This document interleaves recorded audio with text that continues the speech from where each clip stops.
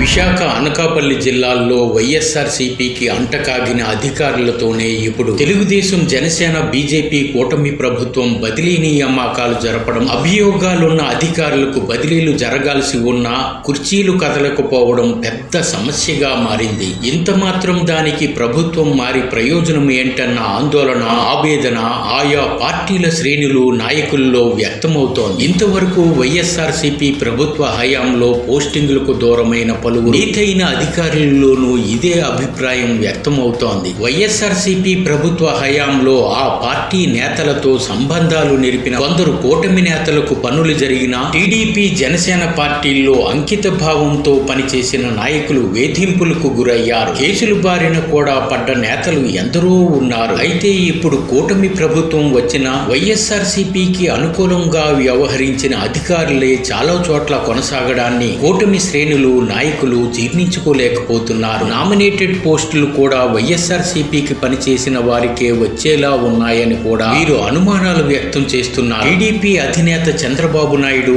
Janasena party అధినేత పవన్ కళ్యాణ్ కూటమి పేరుతో సయోధ్యగా ఉన్న నియోజకవర్గాల్లో దిశానిర్దేశం లేక తెలుగుదేశం, జనసేన పార్టీల నేతల మధ్య అభిప్రాయ భేదాలు తీవ్రమవుతున్నాయి. ఎమ్మెల్యేలైన వారిలో ఎన్నికల ముందుకి తర్వాతకు ఇంత తేడా వస్తుందనుకోలేదని కూడా జనం చర్చించుకుంటున్నారు. తాజాగా సోమవారం అనకాపల్లి జిల్లాలో టీడీపీ నేతలు ఈ సమస్యను బట్టబయలు చేయడం చర్చనీయాంశమవుతోంది. అనకాపల్లి జిల్లాలో టీడీపీ శ్రేణుల వేదనను, ఒత్తిడిని జీర్ణించుకోలేని రాష్ట్ర మాజీ మంత్రి దాడి వీరభద్రరావు తాజాగా జరుగుతున్న వాస్తవాలపై గళం విప్పారు. కూటమి ప్రభుత్వంలోనూ వైఎస్ఆర్సీపీ హవా నడుస్తుండడం పట్ల ఆయన ఆశ్చర్యం వ్యక్తం చేశారు. అనకాపల్లి జనసేన ఎమ్మెల్యేగా కొనతాల రామకృష్ణను తాము గెలిపిస్తే ఆయన అల్లుడికి పెత్తనం అప్పగించి వైఎస్ఆర్సీపీ నేతలు వారికి అంటకాగిన అధికారులతో కూటమిని దెబ్బతీస్తున్నారని ఆందోళన వెలుబుచ్చారు.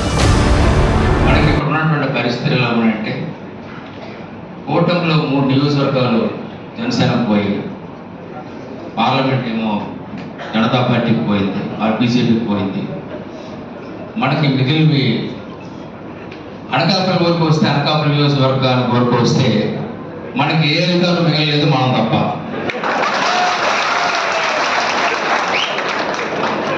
ఆఖరికి అధికారులు కూడా ఎలా తయారైపోయారంటే, అనకాపల్లిలో జనసేన ప్రభుత్వం ఉందని వాళ్ళు భావిస్తున్నారు.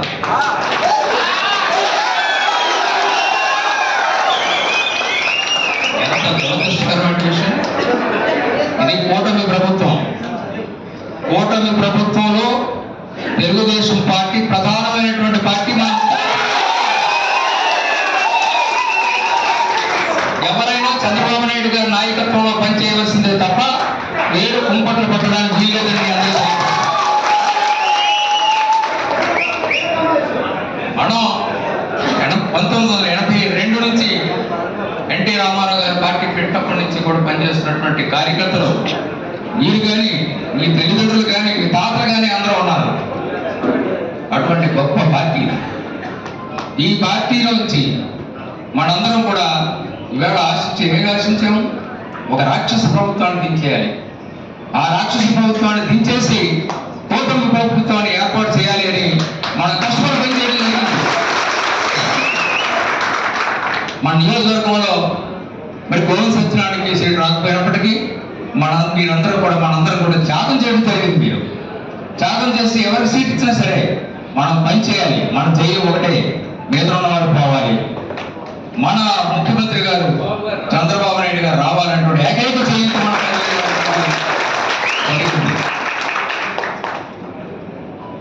కానీ గోవింద దృష్టిని తీసుకొస్తాను. అధికారులు, ఇప్పుడున్నటువంటి అధికారులు జిల్లా కలెక్టర్ గారితో సైతంగా తెలుగుదేశాన్ని గుర్తించడం లేదు.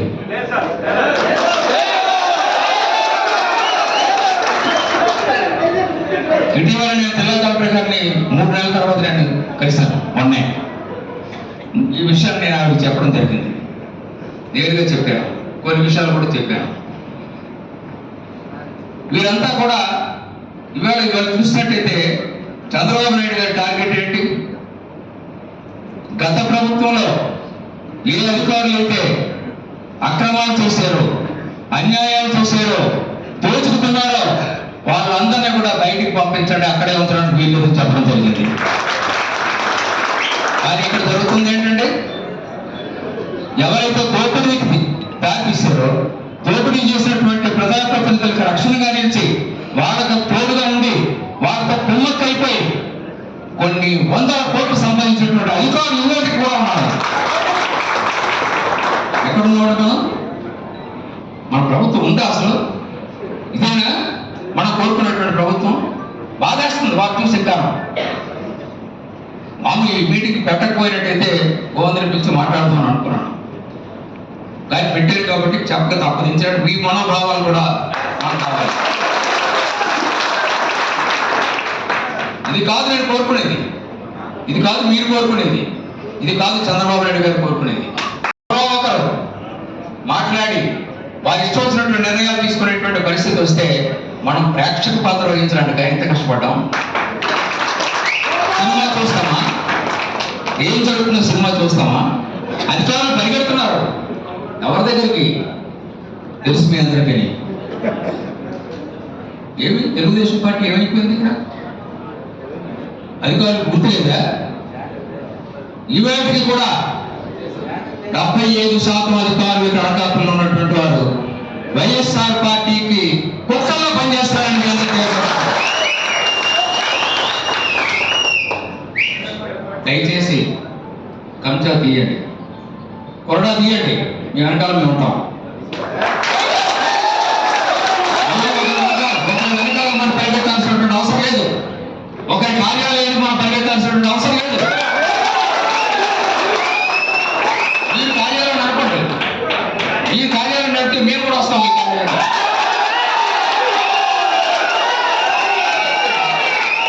మనకు అంత కర్మే పట్టిందండి. ఒక పార్టీ తాలూకు కార్యాలయానికి వెళ్ళి దేశీయంగా అలవాటు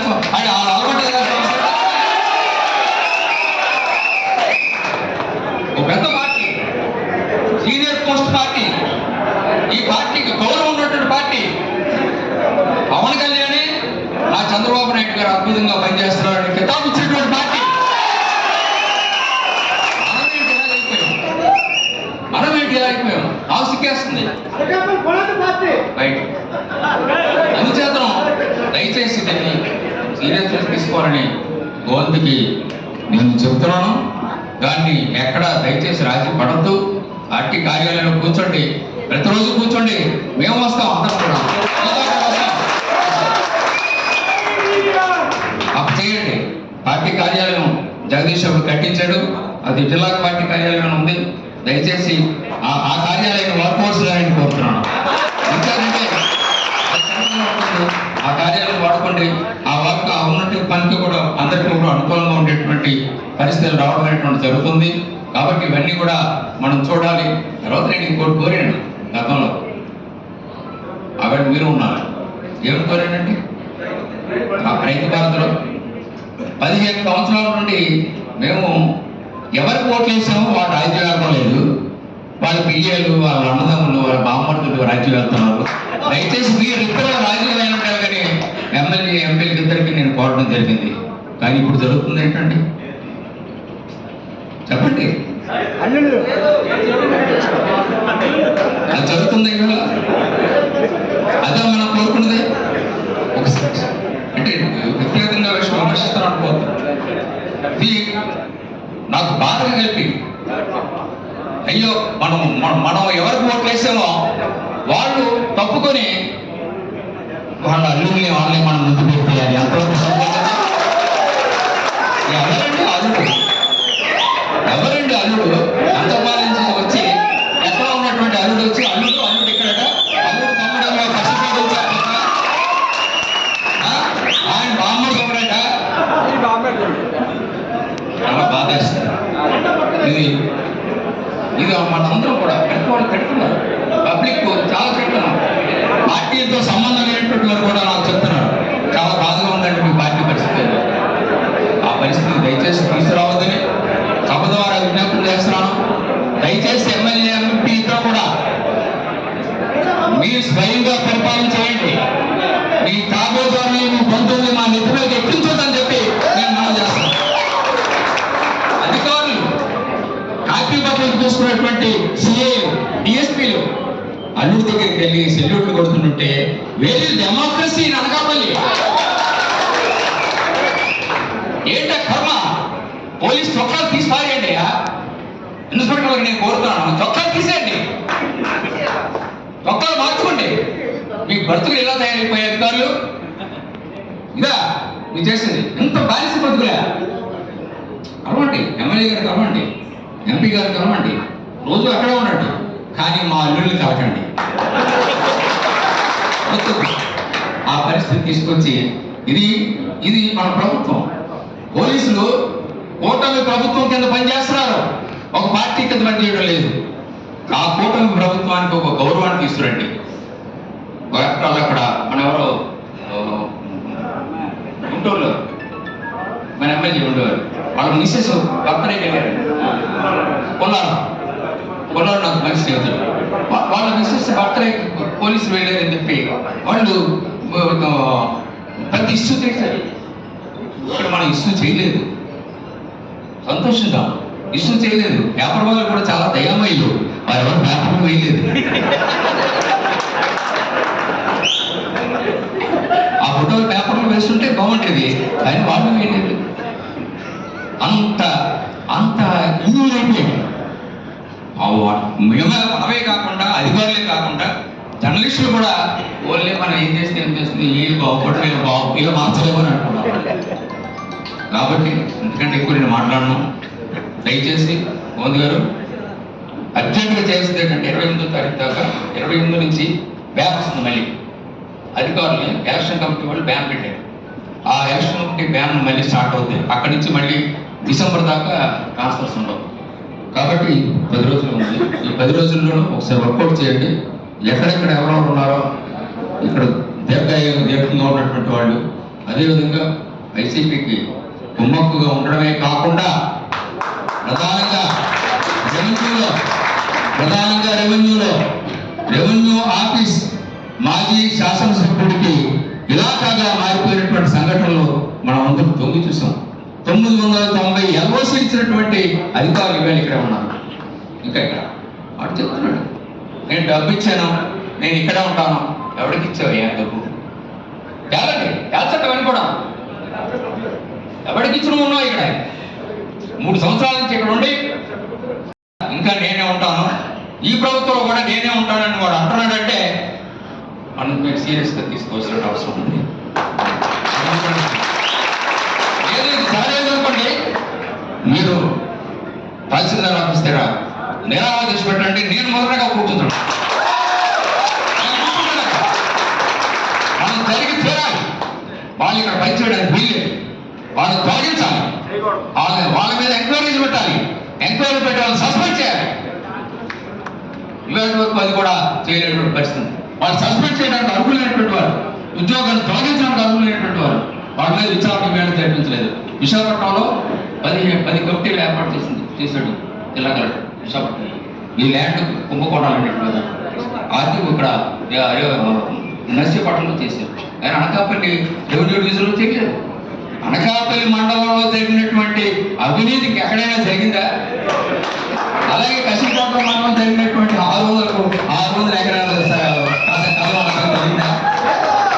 అందులో వాళ్ళన్నింటిలో భాగస్వామ్యమైన వాడు ఇవాళ ఇక్కడ ఉన్నారు. ల్యాండ్ పూలింగ్ అన్నటువంటి పేరుతో మీకు 5 ఎకరాలు ఉన్నటువంటి భూమి వాడు వస్తే వాటి వారికి లేదా 3 ఎకరాలకి ఇస్తాను, 200 నాకు ఇచ్చేయండి అని చెప్పినటువంటి అధికారులు ఇవాళ ఇక్కడ ఉన్నారు. కుమార్ భాగస్వామి కొనసాగుతున్నారు.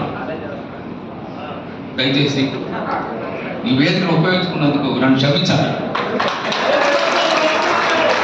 ఏంటంటే నాకు అధికారం లేదు కాబట్టి ఇలా చెప్పాల్సినటువంటి పరిస్థితి ఏర్పడింది. నాకే అధికారం ఉంటే మంచి కమలకు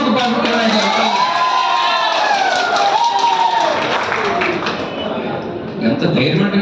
తెలుగుదేశం అంటే తమాషగా ఉందా? అనకాపల్లి అంటే భయపడేటువంటి అధికారులు ఈవేళ అనకాపల్లిని లోపలు చేశారు. దాన్ని తిరిగి రెక్టిఫై చేయండి. దయచేసి మీ వెనకాల మేము అంతా ఉన్నామన్నట్టు గుర్తించుకోండి. ఖచ్చితంగా ఈ లోపల వాళ్ళు మానవలసిందే. ఇక్కడ ఉన్నటువంటి భూకుంభకోణాలన్నీ ఏవైతే ఉన్నాయో వాటన్నిటి మీద కమిటీస్ వేయించి వారి విచారణ కమిటీలు వేయించాల్సిందిగా నేను కోరుతున్నాను. ఈ రెండు జరగకపోతే జరిగేంత వరకు కూడా మనం నిరాహార దీక్ష చేత మీరు నేను అందరం కలిపి